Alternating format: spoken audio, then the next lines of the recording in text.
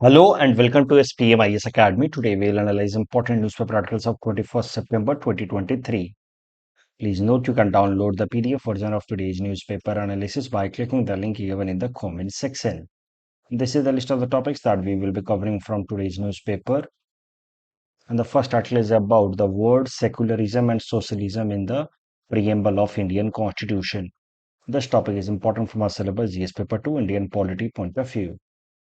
Current context देखते हैं तो देखिए हाल फिलहाल में हमारे जो मेंबर्स ऑफ पार्लियामेंट हैं लोकसभा में उनको एक कॉन्स्टिट्यूशन की कॉपी प्रोवाइड कराई गई।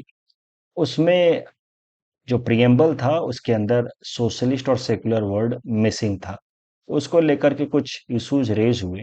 फिर बाद में क्लैरिफिकेशन आया कि this copy of the constitution was original copy of the constitution and that is why उसमें सोशलिस्ट और सेकुलर वर्ड मिसिंग था।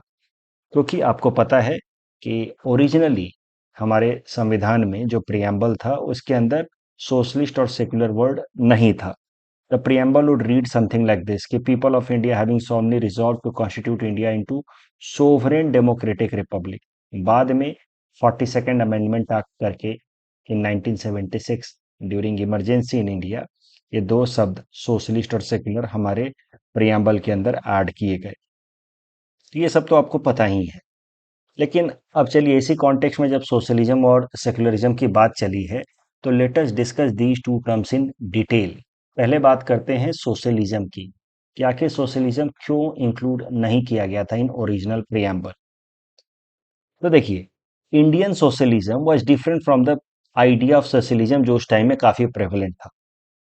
ऐसा नहीं है कि हमारे कॉन्स्टिट्यूशन मेकर्स एक सोशलिस्ट कंट्री कॉन्स्टिट्यूट नहीं करना चाहते थे। India was a socialist country right since independence. आपको पता है कि हमारे संविधान के अंदर पार्ट 4 है which is directive principles for state policy DPSP.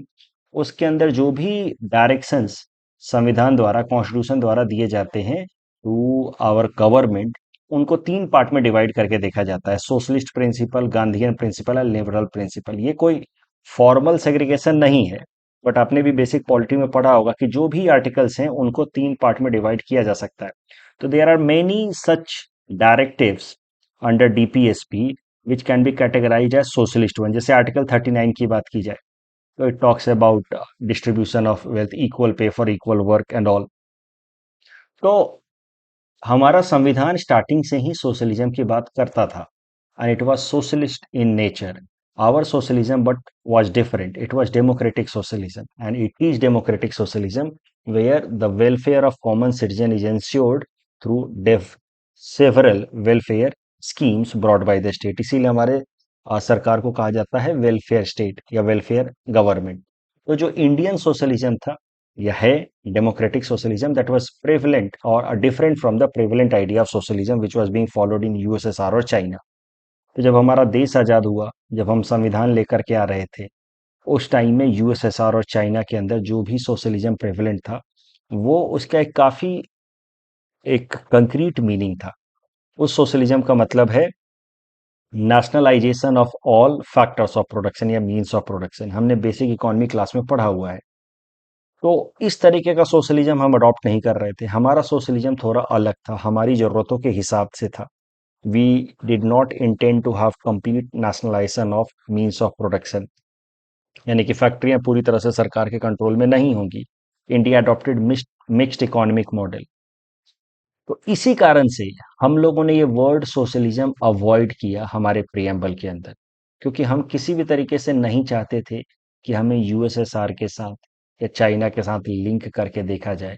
क्योंकि वो वक्त था जब हमारा संविधान आ रहा था, जब हमारा देश नया नया आजाद हुआ था, वो वक्त था जब the world was got embroiled into cold war dynamics and India did not wanted to be seen aligned with any of the particular block, US block और यूएसएसआर ब्लॉक। उसके अलावा हमारी जो सोशलिज्म की प्रिंसिपल्स थी वो अलग भी थी as compare to that of USSR and China. So that is why for the sake of prevailing or avoiding any kind of trouble for India, we avoided the term secular socialism in our preamble. तो मैं summarise कर दूं, हमारा संविधान starting से ही socialist principles को promote करता रहा है। डीपीएसपी के कई सारे प्रिंसिपल्स आपको इस लाइन में दिखेंगे। वो बात अलग है कि हमने सोशलिज्म शब्द को अवॉइड किया क्योंकि हम कोल्ड वॉर डायनेमिक्स में नहीं फंसना चाहते थे, और हमारा सोशलिज्म जो उस टाइम का अंडरस्टूड सोशलिज्म का आइडिया था that was prevalent in USSR और चाइना, उससे अलग था। अब बात की जाए सेक्युलरिज्म की, तो सोशलिज्म की तरह ही हमारा जो संविधान है वो सेकुलर आइडियाज को भी प्रमोट करता रहा है right since the beginning. Article 25 to 28 talks about many features or many rights which guarantees right to religious freedom, which is a kind of secular idea। तो आर्टिकल 25 से 28 तो पहले भी था हमारे संविधान में, जो सेकुलरिज्म को इंश्योर करा रहा है, सेकुलरिज्म के आइडियाज को लिव अप कर रहा है। लेकिन ये वर्ड सेकुलरिज्म हमने अवॉइड किया हमारे संविधान के अंदर, प्रियम्बल के अंदर, क्योंकि सेकुलरिज्म का अपना एक स्पेसिफिक मीनिंग समझा जाता रहा है।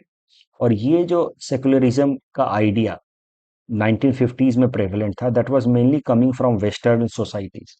तो जो वेस्टर्न कंट्रीज हैं, यूएस या वेस्टर्न यूरोपियन कंट्रीज, वहां पे सेकुलरिज्म का एक स्पेसिफिक मीनिंग समझा जाता रहा है, and that is complete exclusion of state and religion. State को रिलीजन से कोई लेना देना नहीं होगा। Religion will be completely a personal private affair. State will have nothing to do with religion. That is Western concept of secularism, and which was most dominant and prevalent idea of secularism by the time India got independence। और हम लोग इस तरीके के secularism को adopt नहीं करना चाहते थे। Indian secularism is slightly different. We believed in the idea of सर्वधर्म संभव, where the state will equally engage or equally disengage, will see what it exactly means. But state will not completely disregard or isolate itself from religion. It will engage and disengage with all religion without any discrimination। तो हम इस तरीके के ideas को follow करना चाहते थे, state और रिलीजन के बीच में इस तरीके का संबंध चाहते थे।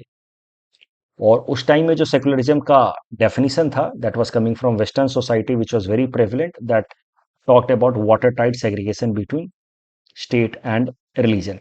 और इस कारण से हमने ये सेकुलरिज्म शब्द को अवॉइड किया हमारे संविधान में।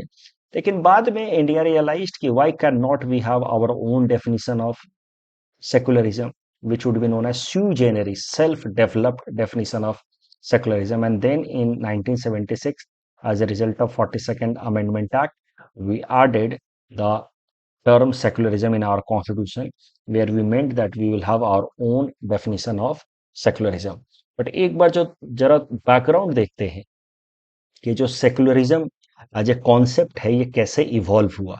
वेस्टर्न सोसाइटीज में इस तरीके का जो अंडरस्टैंडिंग है सेकुलरिज्म का, water tight separation between religion and state, ये कैसे आया। This can be traced from treaty of Westphalia that was concluded in 1648। तो ट्रीटी ऑफ वेस्टफीलिया थोड़ा समझते हैं, ये इंपॉर्टेंट है, एस्से राइटिंग में काफी मदद मिल सकती है इससे, ट्रीटी ऑफ वेस्टफीलिया से। देखिए, यूरोप के अंदर अगर आप बात करें मेडिएवल सोसाइटीज में, तो वहां पे religion was the most dominant factor. Europe क्या, इंडिया में भी मेडिएवल सोसाइटीज में religion was the most dominant factor. But अभी हम बात कर रहे हैं यूरोप की, तो religion was the most dominant factor. All the war conflict were fought in the name of religion. इस तरीके का एक मेजर वॉर लड़ा गया यूरोप के अंदर फ्रॉम 1618 टू 1648। इस वॉर को नाम दिया गया 30 years war. The root cause behind this war was religion only. और लोग जो है इसमें काफी सारी कैजुअलिटीज हुई। The life was completely disrupted. 80 lakh उस टाइम के लिए, 80 lakh is a huge number. 80 lakh casualties हुई, 80 लाख लोग मारे गए। तो मुद्दा यह है कि ये वॉर के बाद everyone got frustrated with such kind of Wars. Religion के नाम पे इस तरह की लड़ाई नहीं होनी चाहिए। 30 साल के बाद लोगों को धीरे धीरे समझ आने लगा, और फिर इस वॉर को खत्म करते हुए एक ट्रीटी साइन हुई जिसको कहा जाता है ट्रीटी ऑफ वेस्टफीलिया।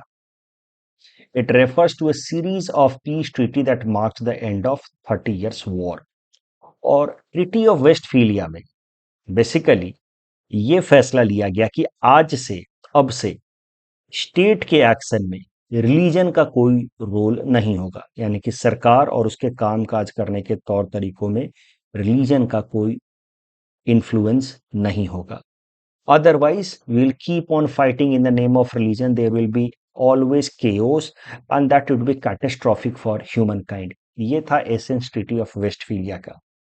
तो ट्रीटी ऑफ वेस्टफीलिया ने कहा कि आज से रिलीजन पर्सनल अफेयर रहेगा लोगों का, और स्टेट जिसका काम है एडमिनिस्ट्रेशन मैनेज करना, टेरिटरी रेगुलेट करना, टेरिटरी को गार्ड करना, स्टेट का कोई अपना धर्म नहीं होगा। तभी जाकर के लड़ाइयां रिलीजन के नाम पे नहीं होंगी। So water tight separation between religion and state, this concept was developed as a result of Treaty of Westphalia, and that was the beginning of secularism, and this is Western understanding of secularism. अब अगर आप ध्यान से सोचें तो ये जो concept है सेकुलरिज्म का वेस्ट का, that led to rise of the idea of sovereignty also. क्योंकि सोवरेनिटी का मतलब क्या है? Unquestioned supremacy of the state. Who is sovereign? Sovereign is the one whose supremacy is unchallenged, unquestioned. हमारे देश के अंदर जैसे संविधान को हम मानते हैं सोवरेन, अनक्वेश्चनड है, और संविधान की जो सोवरेनिटी है उसको प्रैक्टिस करती है भारत सरकार। इसलिए हम कह सकते हैं कि भारत सरकार प्रैक्टिकल सोवरेन है, सोवरेन इन एक्शन है, but sovereignty lies with the constitution, और उसकी सोवरेनिटी को प्रैक्टिस कर रही है भारत सरकार। तो सोवरेनिटी का मतलब क्या? अनक्वेश्चन्ड सुप्रीमेसी।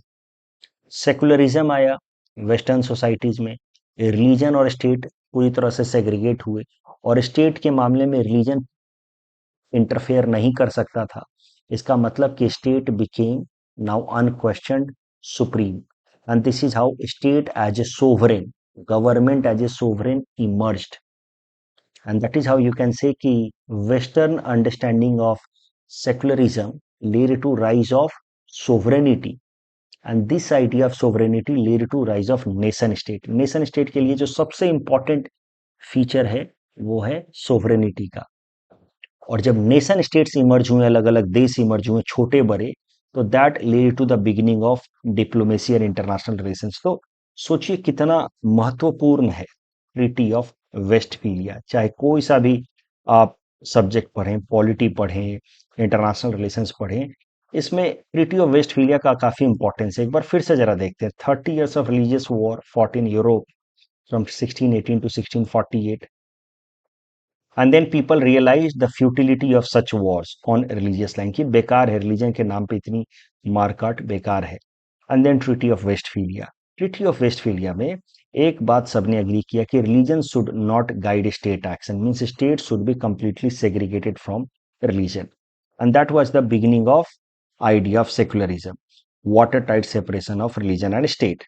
बट सेक्युलरिज्म अपने आप में it gave rise to the idea of sovereignty, क्योंकि अगर रिलीजन इंटरफेयर नहीं करेगा स्टेट के एक्शन में, तो that means state, the government emerges as the sovereign. That led to rise of nation state, के अलग अलग देश जो हैं वो सब अपने आप में उनकी सरकारें जो हैं वो सोवरेन हैं। नेशन स्टेट के लिए सबसे इंपॉर्टेंट आइडिया होता है सोवरेनिटी का। और एक बार जब अलग अलग देश निकल करके आए, छोटे बड़े जो भी हों, तो that led to beginning of international relations, क्योंकि sovereignty as a concept got crystallized, कि भाई छोटा भी देश हो, चाहे मान लीजिए कि भारत इतना बड़ा देश, उसके साथ ही चाइना इक्वली बिगर कंट्री, बीच में सैंडविच्ड हैं दो छोटे छोटे देश, नेपाल और भूटान। लेकिन it is the idea of sovereignty that Nepal and Bhutan are sovereign, that is the reason why India और China either of them do not acquire Nepal, कि अरे यार तुम क्यों इतना अपना अलग देश बनाए हुए, चलो तुम हमारे साथ मिल जाओ, हमारा तीसरा स्टेट बन जाओ। ऐसा नहीं कर सकते, because the idea of sovereignty got concretize crystallized, की Nepal is sovereign in itself, Bhutan is sovereign in itself.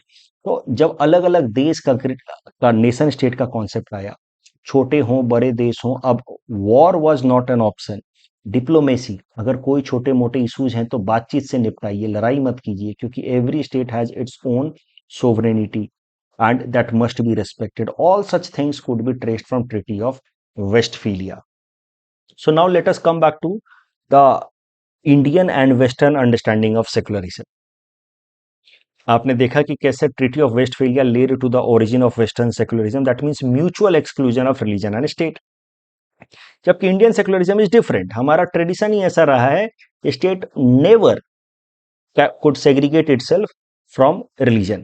तो uh, महात्मा गांधी सेज कि politics without religion is a death trap. तो पॉलिटिशियंस को रिलीजियस होना ही होगा। आज के टाइम में रिलीजन एक गंदा शब्द हो गया है, but that is not religion, that is communalism, क्योंकि जिस तरीके से कुछ लोगों ने रिलीजन का मिसयूज किया। Otherwise religion helps a person to remain ethical. तो इसीलिए महात्मा गांधी कहते हैं politics without religion can be a death trap. तो हमारे देश में कभी भी ये कल्पना भी नहीं की जा सकती थी कि रिलीजन को पूरी तरह से सेग्रीगेट कर दिया जाए स्टेट से। So there was a concept of principled distance, यहाँ पे म्यूचुअल एक्सक्लूजन। इसीलिए इस कॉन्सेप्ट को कहा गया है negative concept. Means for western, in western society religion के लिए स्टेट एग्जिस्ट नहीं करता, स्टेट के लिए रिलीजन एग्जिस्ट नहीं करता। जैसे कि मान लीजिए कोरोना वायरस का आपने टेस्ट कराया और आपके अंदर नहीं पाया गया, तो आप क्या कहेंगे कि कोविड निगेटिव है। वैसे ही स्टेट अपने अंदर रिलीजन को नेगेटिव तौर पे पाता है। नेगेटिव मतलब नहीं है।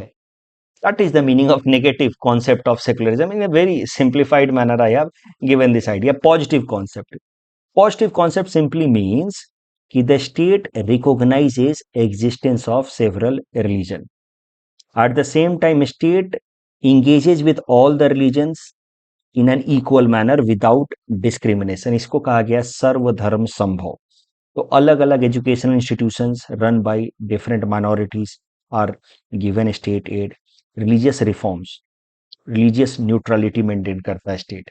न्यूट्रलिटी होना और आइसोलेशन होना दो अलग अलग बातें होती है। न्यूट्रलिटी होने का मतलब है कि वी डू नॉट डिस्क्रिमिनेट। इसको कहा गया है equal engagement and equal disengagement, यानी कि किसी धर्म में अगर कोई अच्छी बात है तो उसको प्रमोट किया जाएगा, लेकिन अगर कोई बुरी बात है तो उसको सरकार कर्टेल करेगी। कोई सोशल इविल है तो कर्टेल करेगी। तो that is how the state will equally engage और disengage with every religion without any discrimination. That is understanding of Indian secularism. That is why it is known as positive concept. Positive मतलब the state realizes the existence of religion. अब थोड़ा और जरा देखते हैं comparison of Indian secularism and western secularism. जैसा कि मैंने आपको पहले ही बताया, the state will recognize religion as one entity. तो जब हमारी सरकार हमारे देश के सिटीजन्स को देखती है तो उनको दो तरीके से देखती है। एक, as citizen of India, at the same time member of a particular community. This is the difference between Indian and western secularism. हमारे देश की सरकार जब हमारे देश के लोगों को देखती है, उनके साथ जब ट्रीट करती है, तो उनको दो तरीके से उनकी आइडेंटिटी रिकॉग्नाइज करती है। One, as citizen of India, उस हिसाब से उनके कुछ ड्यूटीज हैं, राइट्स हैं जो संविधान में लिखे हैं। Eight the same time the state also sees that person as a member of a particular community. For example, state will say कि okay fine, you are Muslim, the state recognizes कि you are Muslim। आप economically backward community में आ रहे हैं अलग अलग जगहों पे, तो ठीक है, आपको रिजर्वेशन दिया जाएगा अलग अलग जगहों पे। But at the same time आपके कम्युनिटी में जो भी सोशल इविल्स हैं, ट्रिपल तलाक एंड ऑल, उसको हम बैन भी कर रहे हैं। तो state will engage and disengage without discrimination. जो अच्छी बातें होंगी उसको प्रमोट करेंगे, जो बुरी बातें होंगी उसको रोकेंगे। आप हिंदू हैं, ऐसा नहीं कि स्टेट कहेगा कि हम नहीं पहचानते, आप मेरे लिए बस एक सिटीजन है, आपको एक बेसिक नियम मानना है। ऐसा नहीं है। आप हिंदू हैं, ठीक है, आपके लिए चार धाम प्रोजेक्ट हम डेवलप कर रहे हैं ताकि आप अपने पिलग्रिम साइट पे आराम से पहुंच सके। पर एट द सेम टाइम जो social evils in the name of religion, जैसे कि डाउरी, जेंडर बेस्ड डिस्क्रिमिनेशन, इसको हम बैन कर रहे हैं through Hindu code and all. तो ये है Indian concept of secularism. The state recognizes us and our needs not just as a citizen but also as a member of our community. और जो हमारे जेन्युइन नीड्स हैं उसको स्टेट फुलफिल भी करता है, और जो सोशल इविल्स हैं that are being promoted in the name of religion, उसको स्टेट कर्टेल भी करता है। लेकिन वेस्टर्न सेकुलरिज्म अलग है। वेस्टर्न गवर्नमेंट के लिए सारी बातें अलग है। वेस्टर्न गवर्नमेंट क्या कहेगी कि भाई आप पर्सनल लाइफ में क्या धर्म मानते हैं उससे हमें कोई लेना देना नहीं, क्योंकि धर्म हमारे लिए एग्जिस्ट ही नहीं करता है। You are just a citizen for us, not Hindu, Muslim और क्रिश्चियन फॉर अस। तो ये है वेस्टर्न सेकुलरिज्म। फॉर एग्जाम्पल देखिए, भारत के अंदर सिख लोगों के लिए हेलमेट पहनना कंपलसरी नहीं है बाइक चलाते वक्त।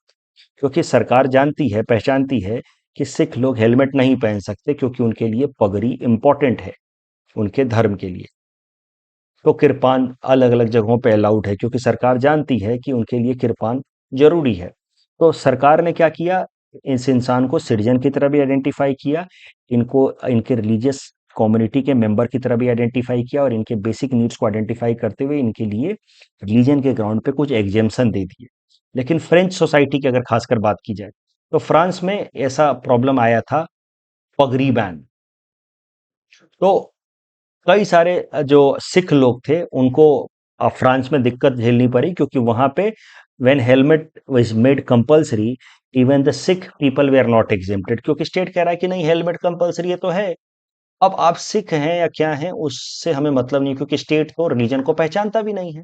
सिख लोगों की क्या जरूरतें हैं वो स्टेट नहीं पहचानता। That led to one of the earliest problem in France when there was पगड़ी बैन।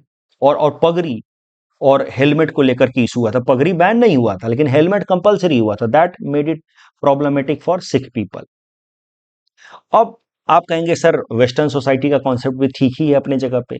स्टेट जो है वो लोगों के रिलीजन को बिल्कुल पहचानता ही नहीं है, स्टेट लोगों को बिल्कुल एक सिटीजन की तरह ट्रीट करता है। बट इसमें एक समस्या निकल करके आती है। होता क्या है कि western societies in the name of promoting uniformity, in the name of promoting equality and avoiding discrimination, ends up promoting Christian values, Christian norms, क्योंकि ट्रेडिशनली उन एरियाज में तो क्रिश्चियन पॉपुलेशन ज्यादा रहा है। अभी स्टेट, देखिए, स्टेट चाह रहा है कि वो न्यूट्रल आइडियाज बनाए, न्यूट्रल वैल्यूज बनाए, लेकिन ना जानते हुए भी अनकॉन्शियस तरीके से भी स्टेट की कुछ पॉलिसी जो है वो क्रिश्चियन वैल्यूज से गाइडेड हो जाती हैं और क्रिश्चियन वैल्यूज इंपोज हो जाती हैं ओवर अदर्स। मैं बस एग्जाम्पल के लिए बता रहा हूँ। आप अब मेरा नाम आप जानते हैं तो आपको ये भी मोटा मोटा पता है कि मैं किस धर्म को बिलोंग करता हूँ। तो कभी कभार बातचीत में मैं ना चाहते हुए भी मेरी बातें कुछ ऐसी हो जाएंगी जो मेरे धर्म को रिफ्लेक्ट करेंगी, और मैं नहीं चाहता कि पब्लिक डोमेन में मेरा धर्म रिफ्लेक्ट हो, बट वो रिफ्लेक्ट हो जाएंगी। जैसे बातचीत में मैंने कह दिया कि भगवान चाहेंगे तो इस बार भी अच्छा रिजल्ट आएगा, तो भगवान शब्द आया। वैसे ही वेस्टर्न सोसाइटीज में फ्रांस वगैरह में क्या दिक्कत है कि ट्रेडिशनली वहां पे क्रिश्चियन कम्युनिटी ज्यादा रही है, तो सरकार जो पॉलिसीज बनाती है अपने हिसाब से न्यूट्रल बना रही है, लेकिन वो पॉलिसी जो है वो क्रिश्चियन वैल्यू से इंस्पायर्ड हो जाती हैं, कलर्ड हो जाती हैं। फॉर एग्जाम्पल, बुर्का बैन कर दिया उन्होंने कि नहीं, बुर्का आप पब्लिक प्लेस पर पहन के नहीं आ सकते क्योंकि उससे सेफ्टी कंसर्न्स हो सकते हैं, टेररिस्ट लोग भी बुर्का में छुप के अलग अलग जगहों पे अटैक कर सकते हैं। दे फेल टू अंडरस्टैंड कि how important it is for few communities, first of all. And second, France में ही ऐसे कई सारे बीचेज हैं जहां पे आप सिर्फ वहां के बीच के ड्रेस कोड को, जैसे कि बिकनी वगैरह पहन के ही जा सकते हैं। Bikini is quite acceptable in Christianity but not amongst the Muslim और इवन हिंदू कम्युनिटी। तो आपको बिकनी में कोई दिक्कत नहीं लग रहा है कि बुर्का में दिक्कत लग रहा है, राइट? वहां पे नॉर्म है, स्टैंडर्ड कोड है कि आप बिकनी के अलावा जा ही नहीं सकते। तो इनडायरेक्टली जो क्रिश्चियन नॉर्म्स हैं they became national norms, and that has become a source of conflict in such society. देखिए हुआ क्या है कि 1990 से पहले तक तो ग्लोबलाइजेशन काफी लिमिटेड था। तो ग्लोबलाइजेशन लिमिटेड था तो mobilization of people from one place to another place was also quite limited. लेकिन 1991 के बाद से disintegration of USSR, rise of international trade, Washington consensus, world has entered into a phase of hyper globalization, and hyper globalization is lead to mobilization of communities from one place to other. So कई सारे Asia के, Africa के लोग जाकर के European societies में settle हुए हैं because they were cheap source of labour. अब धीरे धीरे वेस्टर्न सोसाइटी जो पहले होमोजीनस सोसाइटी थी, क्रिश्चियनिटी वहां पे मेनली फॉलो होता था, धीरे धीरे वहां पे अलग अलग कम्युनिटी के लोग आने लगे। When people migrate to some other place they carry their religion और they carry their cultural identity with them, because culture is integral organic part of our life. अब ये लोग वहां सेटल होने लगे, मुस्लिम पॉपुलेशन मान लीजिए सेटल होने लगा, लेकिन वहां की सरकार इन the name of secularism is unconsciously imposing Christian values, and that is leading to conflict, chaos in such societies in recent time. इसी को आप कह सकते हैं one phenomena or manifestation of class of civilization that was highlighted by Samuel P. Huntington. ये सिर्फ political science students के लिए मैं बता रहा हूँ। सैमुअल पी हंटिंगटन ने तो कंट्री लेवल पे बताया the conflict known as clash of civilization. But ये माइक्रो लेवल पे सोसाइटीज में भी क्लास ऑफ सिविलाइजेशन आपको देखने को मिल सकता है, खासकर फ्रेंच सोसाइटी में। ऑल यू नो फ्रांस में क्या हुआ है। मैं फ्रांस के एग्जांपल बार बार इसलिए दे रहा हूँ क्योंकि वहां पे ये समस्याएं ज्यादा देखने को मिली। पगड़ी बैन, बुर्का बैन, उसके बाद प्रोटेस्ट। और फ्रांस में माइग्रेटेड पॉपुलेशन ज्यादा भी है। फ्रांस में 1990 से पहले Muslim population was hardly 2 to 3%। Now it has risen up to 10% because of the Muslim migrating from northern Africa into France as cheap labour. और वो मुस्लिम पॉपुलेशन जो है वो अपने कल्चर के साथ वहां गया, बुर्का है जो भी है, फ्राइडे को नमाज पढ़ना है। And France is not willing to accept these standards, these norms, and France is imposing a uniform standard in the name of secularism, but such uniform standards inherently or unconsciously is Christian standard, and which is creating conflict, and that can be seen as an example of class of civilization at micro level, at the citizens level. तो France के अंदर कई सारे events हुए, जैसे 2015 में Charlie हेबेडो एक weekly newspaper था, और उसने फ्रांस का वीकली न्यूज़पेपर, उसने क्या किया, it published a cartoon of prophet Muhammad. और इससे वहां के मुस्लिम लोग जो हैं काफी ऑफेंड हो गए, और उन्होंने कुछ ऐसे masked gunmen barged into the office of Charlie Hebdo newspaper office in Paris and shot dead 12 people. अब हो क्या रहा है, किसी को नहीं समझ में आ रहा कि ये इसमें क्या गलती है। थोड़ा सा मजाक तो उड़ाना, तो इसमें कौन सी बड़ी बात है, मजाक तो भगवान का इरा ही देते हैं। क्योंकि French society, Christian society is in general very liberal, but they failed to understand कि in Islam such kind of satire is not permitted। तो फ्रेंच सोसाइटी अपने स्टैंडर्ड से जब चेक कर रही है, जब देख रही है, तो उसको लग रहा है कि इसमें कुछ गलत तो है नहीं, लेकिन Islamic community found it very wrong, and that lead to this kind of conflict. 2020 में Samuel Paty, a school teacher, was beheaded in France by an Islamic person for showing caricature of Prophet Muhammad। अब लोग समझ ही नहीं पा रहे हैं कि profit Mohammad के कैरिकेचर को दिखाने इतनी कौन सी बड़ी बात होगी। बट हम ये नहीं समझ पा रहे हैं क्योंकि हम अपने स्टैंडर्ड से जज कर रहे हैं, हमारे वैल्यूज से जज कर रहे हैं। But one when you realize the values of other community also, then that would be true secularism, equal engagement, equal disengagement, कि नहीं, इनके धर्म के लिए ये चीजें नहीं होनी चाहिए।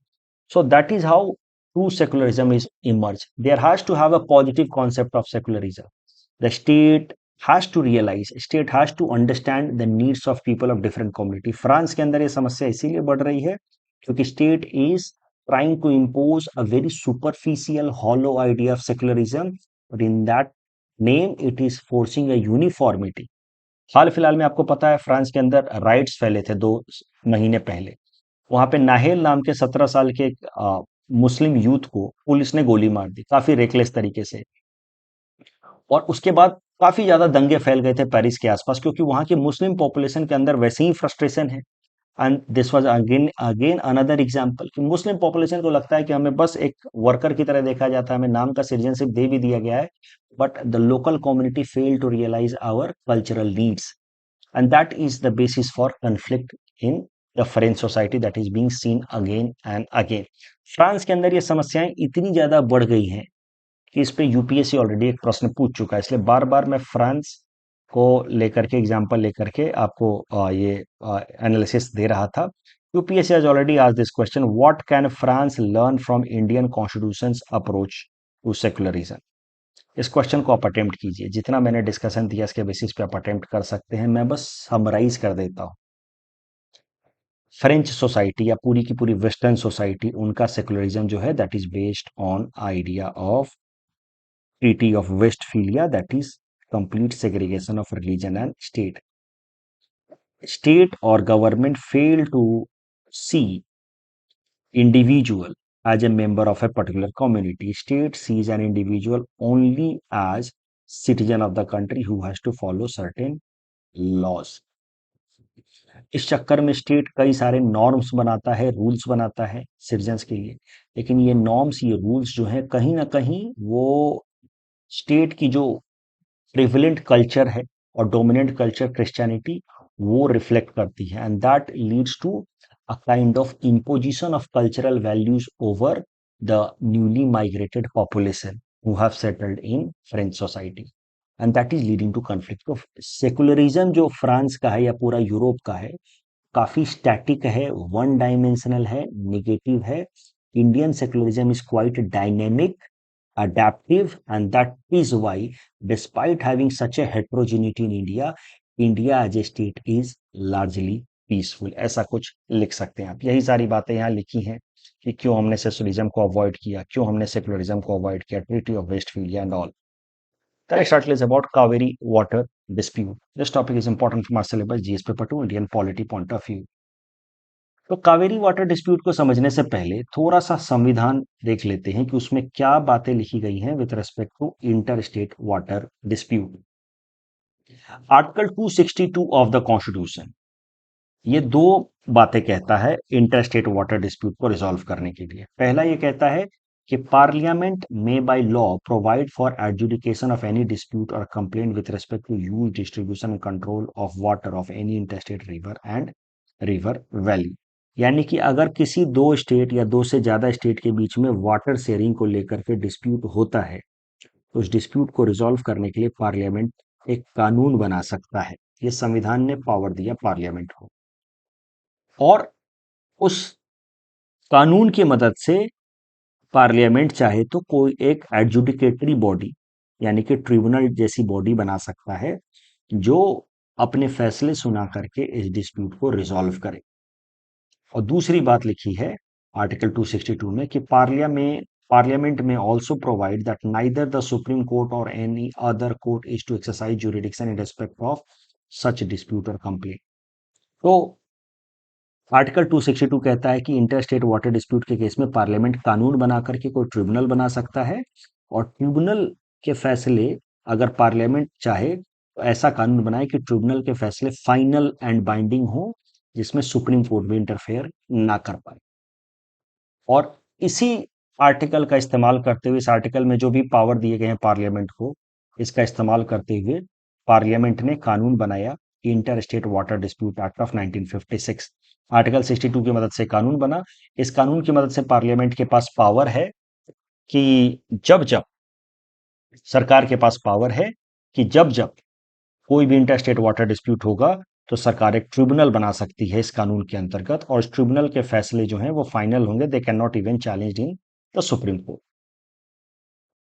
अब इस तरह के कई सारे डिस्प्यूट्स हमारे देश में हुए हैं, इंटर स्टेट वाटर डिस्प्यूट. और जब ऐसे डिस्प्यूट होते हैं तो अगर कोई भी डिस्प्यूटिंग स्टेट सरकार को रिक्वेस्ट करता है कि आप एक ट्रिब्यूनल बनाइए, तो सरकार एक साल के अंदर under this inter state water dispute act एक ट्रिब्यूनल बनाती है. ऐसा ही डिस्प्यूट है कावेरी से रिलेटेड. कावेरी रिवर जो है इट ओरिजिनेट्स इन कर्नाटका, फिर ये तमिलनाडु से होते हुए बे ऑफ बंगाल में जाकर के मर्ज होती है. लेकिन इसके कई सारे ट्रिब्यूटरीज जो हैं दे स्टार्ट और अराइज इन केरला, और यहाँ पे बे ऑफ बंगाल में मर्ज होने से पहले ये थोड़ा बहुत पुडुचेरी को भी टच करता है. तो मुद्दा ये है कि कावेरी वाटर जो है वो 3 स्टेट और एक यूनियन टेरिटरी के बीच में डिस्प्यूटेड है, लेकिन मुख्य डिस्प्यूट जो है वो कर्नाटका और तमिलनाडु को लेकर के है. और 1974 में ये डिस्प्यूट काफी ज्यादा बढ़ गया with respect to water sharing of Kaveri river between Karnataka and Tamil Nadu. फिर दोनों के डिस्प्यूट्स चलते रहे, और बाद में जाकर के 1990 में दोनों ने रिक्वेस्ट किया भारत सरकार को कि एक कावेरी वाटर डिस्प्यूट ट्रिब्यूनल बनाया जाए under this inter state water dispute act. तो भारत सरकार ने कावेरी वाटर डिस्प्यूट ट्रिब्यूनल बनाया. कावेरी वाटर डिस्प्यूट ट्रिब्यूनल को 17 साल लग गए अपना फैसला सुनाने में. 2007 में कावेरी वाटर डिस्प्यूट ट्रिब्यूनल ने अपना फैसला सुनाया, जिसके हिसाब से तमिलनाडु को कुछ वाटर मिलना चाहिए, कर्नाटका को इतना मिलना चाहिए. रटने की जरूरत नहीं है, केरला का इतना शेयर होना चाहिए, पुडुचेरी का इतना शेयर होना चाहिए. वो बात अलग है, जैसा कि मैंने आपको बताया कि सच डिस्प्यूट्स पे अगर ट्रिब्यूनल बनाया जाता है और ट्रिब्यूनल जो फैसला सुनाता है वो फैसला सुप्रीम कोर्ट में भी चैलेंज नहीं किया जा सकता. लेकिन कावेरी डिस्प्यूट थोड़ा स्पेशल है. कावेरी के जो मामले हैं, कावेरी वाटर डिस्प्यूट ट्रिब्यूनल का जो फैसला है, that was once challenged in Supreme Court also through special leave petition. So that is a separate story, but the point is कि कावेरी वाटर डिस्प्यूट ट्रिब्यूनल बनाया गया 1990 में, इसने अपना फैसला सुनाया 2007 में। अभी करंट मुद्दे पे आ जाते हैं। तब से मोर और लेस इस फैसले को स्टिक कर रहे हैं तमाम पार्टीज, जिसको जितना वाटर एलोकेट हुआ है वो पार्टी उतना वाटर इस्तेमाल कर रहा है। लेकिन हाल फिलहाल में हुआ क्या है कि बारिश कम हुई इस रीजन में। इस रीजन में बारिश कम होने के कारण कर्नाटका इतना पानी नहीं छोड़ पाया, because Karnataka is upper riparian state. तो कर्नाटका जितना पानी छोड़ेगा वो जाएगा तमिलनाडु में। तो कर्नाटका उतना पानी नहीं छोड़ पाया जितना इस ट्रिब्यूनल ऑर्डर में लिखा था। इसको लेकर के तमिलनाडु पहुंच गया सुप्रीम कोर्ट में, where Tamil Nadu requested Supreme Court to ask Karnataka to release certain amount of water immediately, क्योंकि कर्नाटका जो है अपने कावेरी वाटर डिस्प्यूट ट्रिब्यूनल के फैसले को नहीं मान रहा है। कर्नाटका का स्टैंड सिंपल था कि सर बारिश ही कम हुई है, lower rainfall this year, and that is why we are not able to, हमारा भी जितना पानी मिलना था फॉर 270 वो भी हमें नहीं मिला है। तो ऐसा नहीं है कि हम जानबूझ करके तमिलनाडु का वाटर रोक रहे हैं, बारिश ही कम हुई है। तो मामला लेकिन अल्टीमेटली सुप्रीम कोर्ट में पहुंचा, और सुप्रीम कोर्ट ने क्या कहा है, Supreme Court has refuse to intervene in this matter. Supreme Court ने तमिलनाडु की सरकार को कहा है कि देखो यार, ऑलरेडी दो एक्सपर्ट कमेटी इस मामले पे काम कर रही हैं, Kaveri water regulation committee, Kaveri water management authority. तो इस मामले को सुप्रीम कोर्ट में लाने की कोई जरूरत नहीं है, these two authorities will decide. अब इंटर स्टेट वाटर डिस्प्यूट पे कभी भी सवाल आए मेंस में, तो कंक्लूजन में क्या लिखना चाहिए वो भी आप समझ लीजिए। देखिए, a distress sharing formula must be there in every interstate water dispute tribunal award। Distress sharing formula देखिए, इंटरस्टेट वाटर डिस्प्यूट ट्रिब्यूनल बना दिया जाता है, वो दे भी देता है वाटर शेयरिंग फॉर्मूला। लेकिन वाटर शेयरिंग फॉर्मूला के अलावा डिस्ट्रेस शेयरिंग फॉर्मूला भी होना चाहिए कि जिस साल बारिश कम हुई, जिस साल कोई डिस्ट्रेस हुआ, उस साल क्या मैकेनिज्म होगा डिस्प्यूट रिजॉल्व करने का। एक बात तो ये टर्म आपको याद रखना है, distress sharing formula which is acceptable to all stakeholders, वो पहले ही डिसाइड हो जाना चाहिए। दूसरा, आपको ये भी जानना चाहिए कि भारत सरकार हाल फिलहाल में कंटेम्पलेट कर रही है कि अलग अलग वाटर डिस्प्यूट्स के लिए अलग अलग वाटर डिस्प्यूट ट्रिब्यूनल बनाने के बजाय एक सेंट्रलाइज्ड वाटर डिस्प्यूट ट्रिब्यूनल बनाया जाए, जिससे रिवर डिस्प्यूट्स के मामले जो हैं वो सिंप्लीफाई करके सॉल्व किए जा सके। तो that is another thing that you must know, that government is planning to create a single tribunal to deal with all interstate river dispute. यही बातें यहाँ लिखी हैं। Article 262, parliament by law can make a tribunal, decision of the tribunal may be final, accordingly interstate water dispute act was created. Kaveri river disputed between these four parties, Kaveri water dispute tribunal बनाया गया 1990 में, award came in 2007। Recently Tamil Nadu south supreme court intervention for ensuring Karnataka following Kaveri Water Dispute Tribunal. Supreme Court refused to interfere as expert body, that is Kaveri Water Management Authority, is already looking into it. इस topic के basis पे prelims practice question हमने आपको दे रखा है। Please run this question and you can submit the answer in the comment section. The next article is about biohacking. This topic is important from our syllabus GS paper 3 science and technology point of view, ethics perspective से भी important है। Biohacking है क्या? ये वो सब tips या tricks हैं जिससे हमारी बॉडी की मेंटल और फिजिकल एबिलिटी और फंक्शन को इंप्रूव किया जाए for an extended period of time. तो सरल भाषा में, अगर आप वॉक करते हैं स्वस्थ बने रहने के लिए, तो भी एक तरीके का बायो हैकिंग है। अगर आप एक्सरसाइज करते हैं तो भी वो एक तरीके का बायो हैकिंग है। तरीके जिससे आपके बॉडी की एबिलिटी और फंक्शन अच्छे लंबे समय तक बनी रहे। लेकिन इसमें अलग अलग मेथड्स हो सकते हैं बायो हैकिंग में। बायोलॉजिकल मेथड्स हो सकते हैं, जेनेटिकल मेथड हो सकते हैं, न्यूरो साइंस हो सकता है, न्यूट्रिशन। न्यूट्रिशन तो जनरली हम लोग सब करते हैं, अच्छा खाने पीने की कोशिश करते हैं ताकि स्वस्थ बने रहे। तो there are different ways of biohacking, lifestyle changes करके, वॉक करके, एक्सरसाइज करके, मॉलिक्यूलर, कुछ विटामिन B12 के टैबलेट्स खा लिए, टेक्नोलॉजी, स्मार्ट वॉचेज लोग इस्तेमाल करते हैं, कितने स्टेप्स चले हम लोग, डायग्नोस्टिक ब्लड शुगर मॉनिटर करके, जेनेटिक इंजीनियरिंग करके भी बायो हैकिंग की जा सकती है। अलग अलग पर्पज से बायो हैकिंग की जाती है। एज कम दिखे, एनर्जी बनी रहे, फिजिकल हेल्थ अच्छा रहे, ब्रेन बायो हैकिंग की, दिमाग तेज चलता रहे, ये सब है bio hacking. I just hope कि आपको बायो हैकिंग टर्म समझ आ गया। अब करंट न्यूज पे आते हैं। एलॉन मस्क की कंपनी है, ब्रेन चिप पे रिसर्च करती है कंपनी न्यूरालिंक। काफी इंपॉर्टेंट रिसर्च कर रही है ये आर्टिफिशियल इंटेलिजेंस की दुनिया में and all. But Elon Musk की जो कंपनी है न्यूरालिंक, हाल फिलहाल में इसको अप्रूवल मिला है for human trial for its brain implant for paralysis patient. तो क्या है कि एक कोई पैरालिसिस पेशेंट है, मान लीजिए, जो चल फिर नहीं सकता, मूव नहीं कर सकता, उसके ब्रेन में ऐसा इम्प्लांट करने का इनको, इनकी कंपनी को अप्रूवल मिला है टेस्ट ट्रायल पर्पस से, जिससे इम्प्लांट करके इस इंसान को ऐसा कैपेबल बना दे वो लोग कि वो अपनी सोच से ही इस कंप्यूटर के कर्सर को मूव कर पाए, यानी कि ब्लूटूथ से इसके दिमाग को कनेक्ट कर दे। ऐसा कुछ बनाने का इनको अप्रूवल दिया गया है टेस्ट करने के लिए। First human trial of brain implant for paralysis patient, इसको कहा जाएगा brain computer interface that allows computer to control cursor और कीबोर्ड यूजिंग द थॉट्स। अपनी सोच से ही कर्सर चला दे। तो if this become successful, this would be very a great scientific finding as far as our achievements are concerned, because it will be an example of cyber brain interface। तो हमारा दिमाग और जो चिप है और आर्टिफिशियल इंटेलिजेंस, दोनों के काम काज करने के तौर तरीके एक जैसे हैं या अलग हैं, ये काफी कुछ इस बात पे निर्भर करेगा कि ये टेस्ट सक्सेसफुल होता है या नहीं। अगर ये टेस्ट सक्सेसफुल हो जाता है तो इसका मतलब हमारे दिमाग का काम करना और ये जो चिप वगैरह हैं, ये कंप्यूटर से इनका एनालिसिस का तौर तरीका लगभग एक जैसा है। So that means artificial intelligence someday can become intelligent the way we are। अगर ये हिट हो जाता है तो, सक्सेसफुल हो जाता है तो, देखना होगा क्या क्या आउटकम्स आते हैं। But this is what a kind of, you may say, genetic engineering method is being used for bio hacking. अब बायो हैकिंग का एथिक्स में कैसे एप्लीकेशन किया जा सकता है? देखिए, बायो हैकिंग के एथिकल कई सारे इश्यूज हैं। जेनेटिक मॉडिफिकेशन किए जा रहे हैं that might have any unintended consequences। उसके अलावा बायो हैकिंग करके जो अमीर लोग हैं वो अपनी फिजिकल कैपेबिलिटीज, मेंटल कैपेबिलिटीज को बेहतर बनाए रखेंगे। तो जो अमीर हैं वो, उनकी कैपेबिलिटीज और भी अच्छी रहेंगी, जिससे वो और अमीर होते जाएंगे। That will lead to inequality in society. Privacy और डेटा लीक का कंसर्न है। आपके दिमाग में, ब्रेन में चिप लगा करके कोई सारा इंफॉर्मेशन चुरा ले, अगर ऐसी चीजें भी होने लगी तो you see how problematic it will be.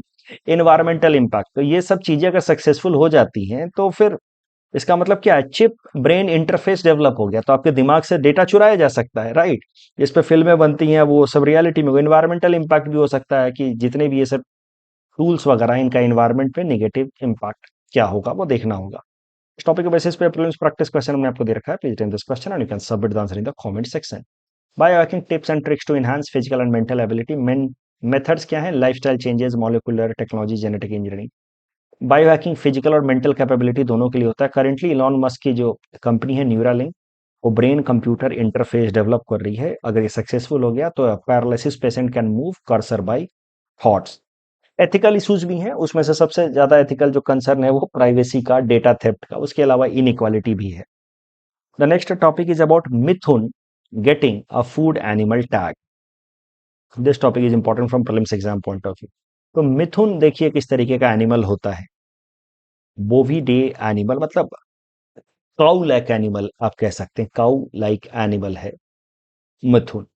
ये पाया जाता है अरुणाचल प्रदेश, नागालैंड, मणिपुर और मिजोरम में। अरुणाचल प्रदेश और नागालैंड का तो ये स्टेट एनिमल भी है और इसके मीट को स्पेशल ओकेजन के लिए पकाया जाता है। So it is considered to be very auspicious state animal of Arunachal and Nagaland and traditionally reserve for special occasions.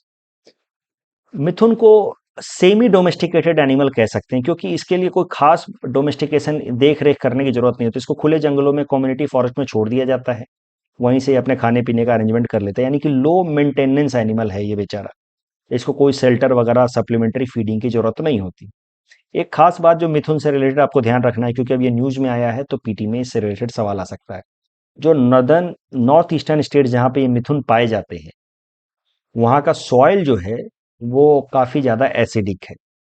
Acidic soil होने के कारण सॉइल के अंदर सॉल्ट कंटेंट काफी कम है और इसी कारण से ये मिथुन जो एनिमल है, इसको सॉल्ट खाना बहुत पसंद है, क्योंकि नॉर्मली इसको सॉइल से सॉल्ट मिलता नहीं है। इसको सॉल्ट खाना बहुत पसंद है, तो लोग जो है इसको हाथों से सॉल्ट खिलाते हैं और खूब सॉल्ट खाता है। That is one thing that you have to keep in mind since soil in these parts are acidic, low in salt content, mithun have affinity for salt, खूब salt खाते हैं ये। Overall they are herbivorous animal and live on forest leaves, लेकिन उसके अलावा इंसान अगर इनको सॉल्ट खिलाए तो खूब खाते हैं। अब करंट न्यूज पे आते हैं। Food safety and standard authority of India ने मिथुन को फूड एनिमल टैग दे दिया है। तो पहले से भी तो लोग खाते ही थे अरुणाचल में, नागालैंड में, लेकिन अब इसको फूड एनिमल टैग देने का मतलब है कि now its meat can be exported also, its meat can be consumed in other parts of India also. तो मिथुन को रेयर करने वाले जो फार्मर्स हैं उनकी इनकम अब बढ़ेगी, क्योंकि अब मिथुन का जो मीट है वो और ज्यादा कॉमर्शियलाइज हो जाएगा। That is what is the current news. तो इस टॉपिक के बेसिस पे प्रीलिम्स प्रैक्टिस क्वेश्चन हमने आपको दे रखा है। एक चीज जो आपको ध्यान रखना है, मिथुन, बाकी सारी बातें तो मैं बता ही चुका हूँ। मिथुन का आईयूसीएन स्टेटस है वल्नरेबल। उसके अलावा इसके कुछ कॉमन नेम भी हैं, cattle of the mountain, sheep of the highlands.